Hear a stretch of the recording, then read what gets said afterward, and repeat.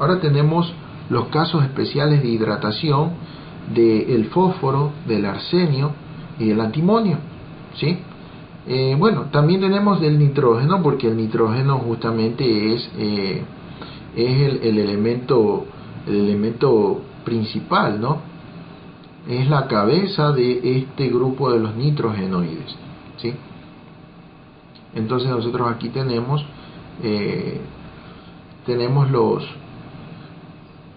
los compuestos en donde pues se suman moléculas de agua. Esto únicamente es para los nitrogenoides, ¿sí?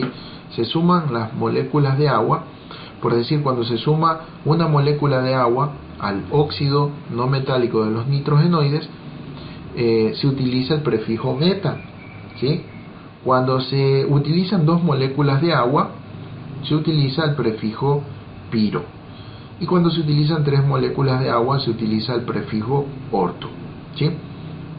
Entonces, muchas veces se omite el prefijo meta porque se está utilizando una molécula de agua, y esa molécula de agua simplemente, bueno, significa la formación de un ácido oxácido simple. Entonces se omite, ¿sí? Muchas veces no se escribe, ¿no? Simplemente ácido fosforoso es similar al ácido metafosforoso. Bueno, y como pueden ustedes observar aquí, hay la formación, ¿sí? Empezamos con el fósforo trabajando con más 3, ¿sí? Con una valencia de más 3 y con cada una de la suma de moléculas de agua, ¿no? Nos dan las diferentes configuraciones: ácido metafosforoso, el ácido pirofosforoso, el ácido ortofosforoso. Y lo mismo ocurriría con el fósforo trabajando con más 5, ¿sí? Obtendríamos nosotros el ácido metafosfórico, el ácido pirofosfórico y el ácido ortofosfórico. Tenemos también con el arsenio, ¿sí? Lo mismo sucede, ¿no? Simplemente debemos saber utilizar los prefijos según la cantidad de moléculas de agua que se estarían sumando, ¿sí? Entonces, en conclusión, nos dice que los ácidos del fósforo, del arsenio y del antimonio pueden formar 6 ácidos oxácidos cada uno. Entonces, pueden ustedes obtener los 6 ácidos del antimonio, ¿sí? Eso lo pueden realizar en su cuaderno.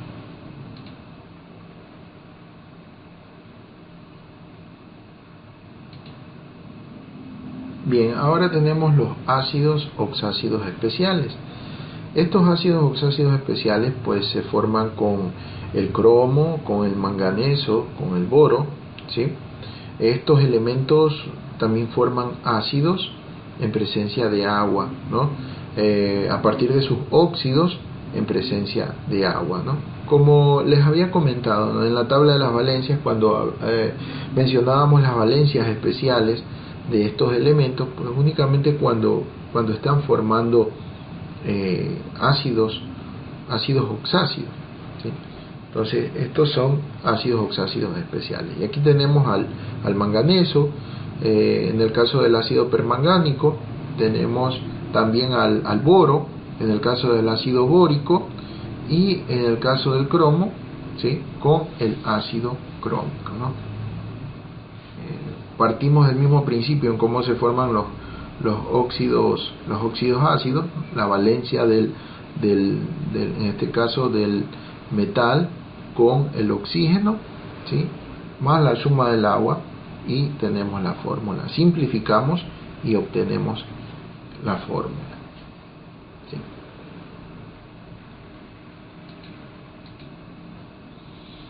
Ahora pasamos a los radicales de los ácidos oxácidos. Los radicales de los ácidos oxácidos son muy importantes porque realmente estos se obtienen también a partir de un ácido químicamente puro que se diluye o se disuelve en agua, es decir, sufre un proceso de ionización y se divide en dos partes. Entonces nosotros tenemos aquí una parte positiva y una parte negativa. La parte positiva es la parte hidrogénica y la parte negativa es la parte oxigenada, ¿no? Y a su vez la hidrogénica es la que lleva la parte positiva y la oxigenada es la negativa, correcto. Entonces, ¿qué es lo que sucede en esta condición que está pasando el ácido sulfúrico? Porque estamos hablando del ácido sulfúrico, ¿sí? Para transformarse en un radical, pues nosotros simplemente en la fórmula, ¿sí? En la fórmula nosotros lo tenemos como ácido sulfúrico. Al pasar a ser un radical por ionización con el agua, escribimos nosotros, ¿sí?, la parte oxigenada y reemplazamos estos dos hidrógenos por una carga negativa, ¿no? Como teníamos dos hidrógenos, esto pasa como -2, ¿sí? Y aquí nos estaremos refiriendo a un radical, en este caso un radical o un residuo halogénico neutro, ¿sí? Se le conoce así, residuo halogénico neutro, ¿sí?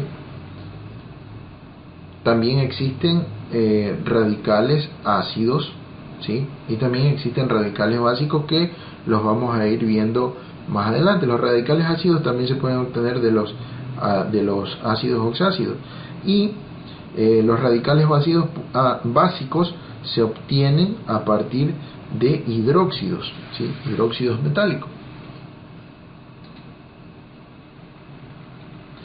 Pues bien, un radical derivado de un ácido, pues como les decía, ¿no?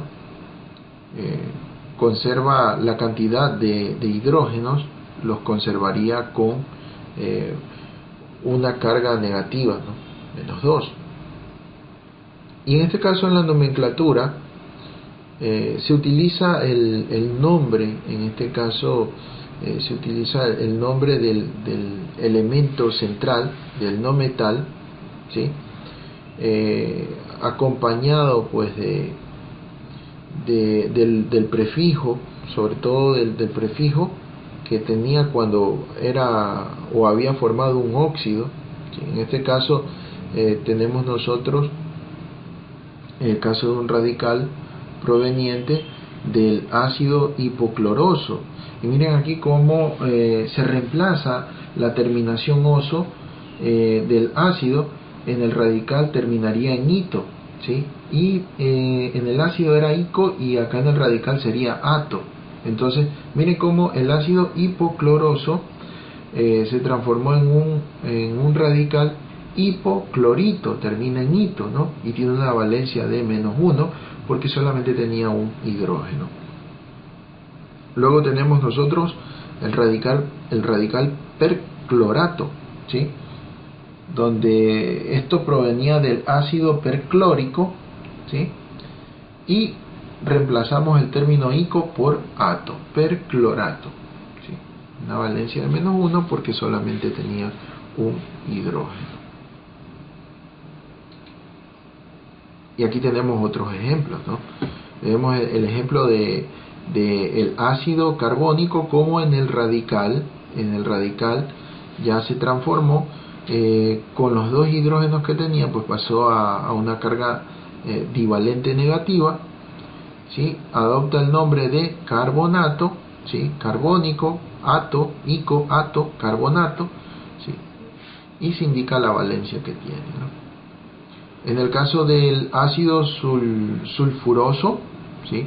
El ácido sulfuroso, su nombre pues puede ser empleado en el radical como sulfurito o sulfito, ¿sí? En el caso del ácido pirofosfórico, ¿sí? Pirofosfórico, en el radical obtenido su nombre sería pirofosfato, ¿sí? Entonces aquí lo que pasó que cogimos la parte oxigenada, fósforo oxígeno, ¿sí? Con sus subíndices 2 y 7, entre paréntesis colocamos la carga negativa por o referente a la cantidad de hidrógenos que tenía el ácido, ¿sí? En conclusión, estos radicales halogénicos neutros no poseen hidrógenos en su estructura, ¿sí? Los hidrógenos están reemplazados aquí.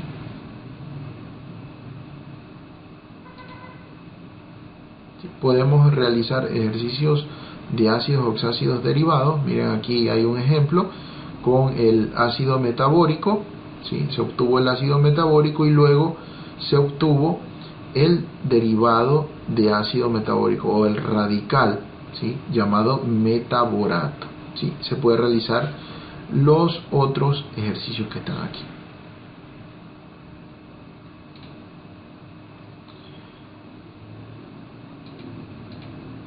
Bien, vamos a revisar sobre las sales halógenas neutras. Pues estas sales en su formación nos dicen que están constituidas por un metal que lleva la carga positiva y un no metal que puede ser de la primera y puede ser de la segunda familia, ¿sí? Un metal más un no metal de la primera familia, o puede ser un metal más un no metal de la segunda familia. Entonces aquí tenemos el caso con el cloro, sodio y cloro. Tenemos, según la nomenclatura tradicional, nos dice que es cloruro de sodio, y en la stock cloruro de sodio 1 en romano, y en la sistemática sigue siendo igual, cloruro de sodio. Entonces la forma de neutralizar o de formular este compuesto, ¿sí? Escribimos primero el metal, sodio, y luego escribimos el cloro, ¿sí? Cloruro de sodio. Entonces el sodio estaría trabajando aquí con más 1 y el cloro con menos 1, y esto quedaría así simplemente.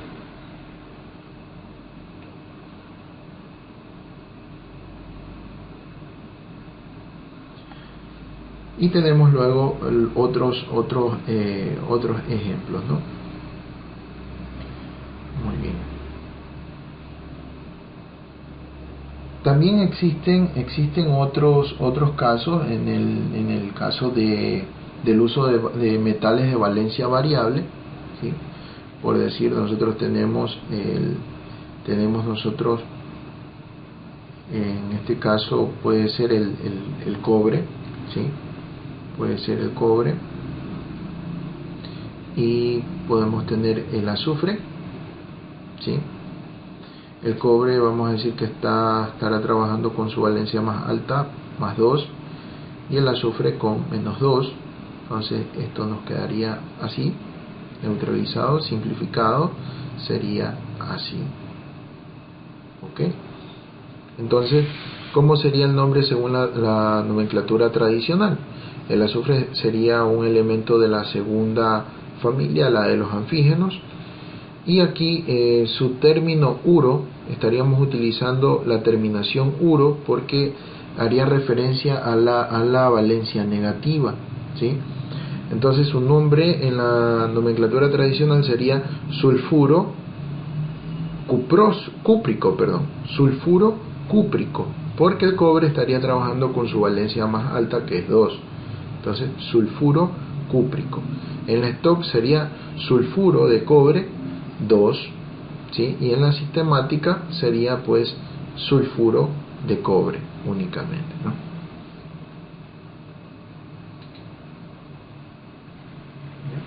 Aquí tenemos otros ejercicios para realizar.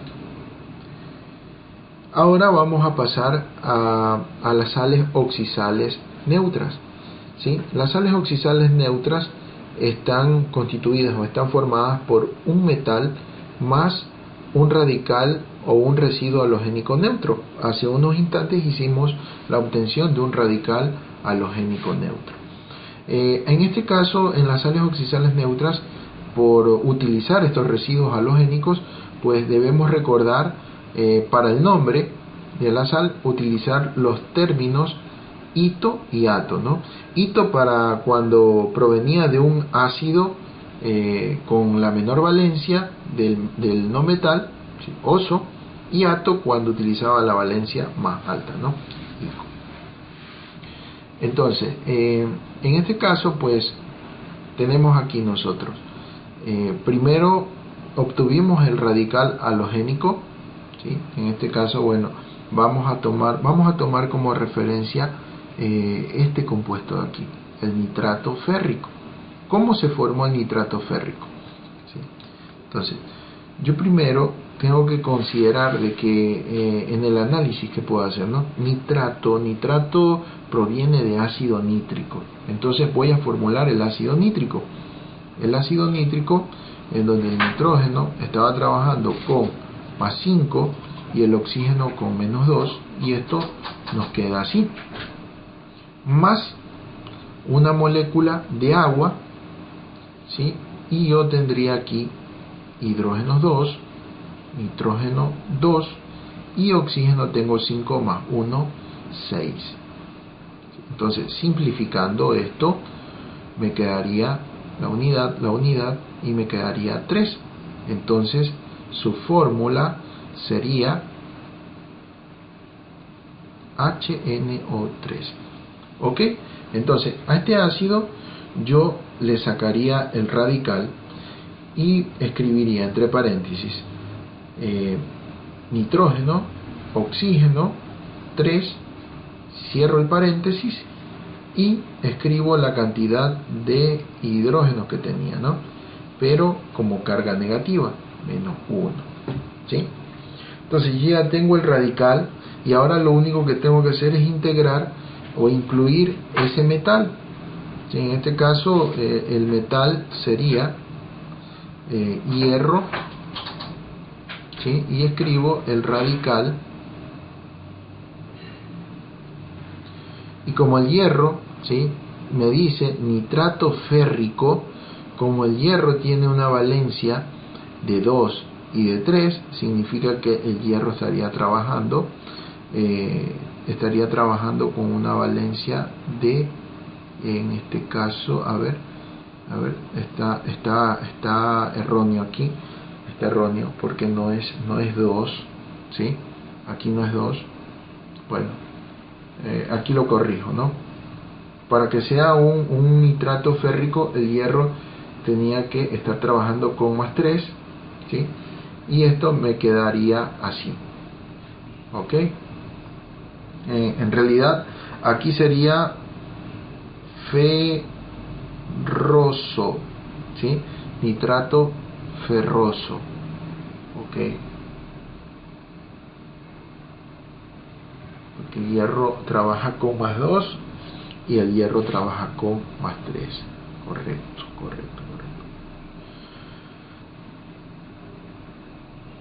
¿Sí? Y bueno, al momento de darle el nombre según la nomenclatura sistemática, no estaríamos nosotros considerando el subíndice que está fuera del paréntesis, ¿sí?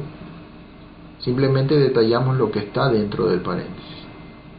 El nombre sería trioxo nitrato de hierro 3, ¿sí? Bueno, visto de otra forma, yo creo que acá, bueno, no le colocaría ahí oso, sino que más bien le corregiría acá, que sería 3, ¿sí? 3, ya, ahí sí, ok.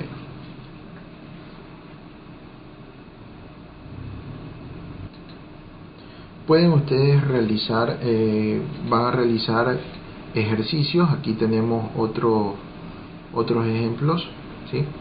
Pueden ustedes hacerlo. Miren, en este caso dice pernitrato, ¿sí? Bueno, es que lo que sucede es que también el nitrógeno puede trabajar con más 7, tengan en consideración eso, para obtener el ácido pernítrico, ¿sí? Ácido pernítrico. Entonces de ahí ustedes obtienen el radical pernitrato y ya saben que el hierro estaría trabajando con más 3 en la terminación ico. Bueno, estimados estudiantes, hasta aquí llegamos en esta clase. Completamos lo que eran los compuestos terciarios y ya procederemos en una próxima clase con los compuestos cuaternarios.